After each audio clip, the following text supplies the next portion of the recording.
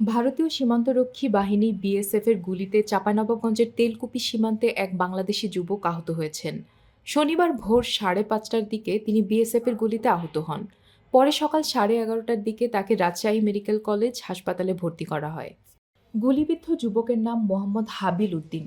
তিনি চাঁপাইনবাবগঞ্জ জেলার শিবগঞ্জ থানার তেলকুপি এলাকার বিলাল উদ্দিনের ছেলে।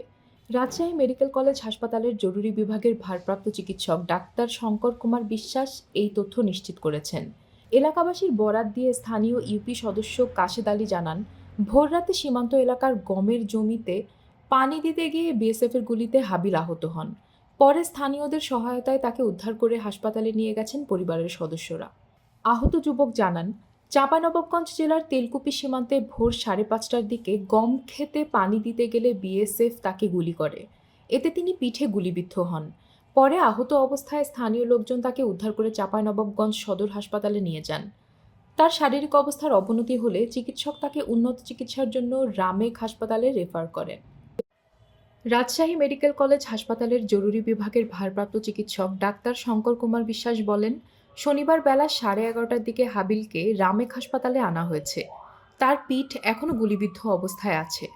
তাকে মেডিকেলের 2 নম্বর সার্জারি ওয়ার্ডে ভর্তির নির্দেশনা দেওয়া হয়েছে। বর্তমানে তার চিকিৎসা চলছে। চিকিৎসা শেষ হলে তার শারীরিক অবস্থা সম্পর্কে বলা যাবে। বর্তমানে ওই যুবক বেশ ঝুঁকিপূর্ণ অবস্থায় রয়েছে বলেও জানান তিনি।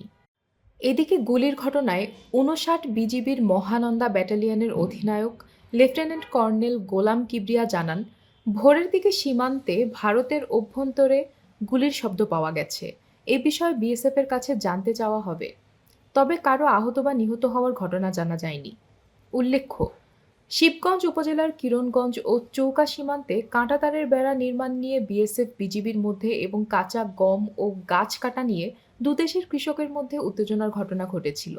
বর্তমানে এই সীমান্তে শান্ত অবস্থা বিরাজ করলেও পার্শ্ববর্তী তেলকুপি সীমান্তে আজকে এই ঘটনা ঘটল।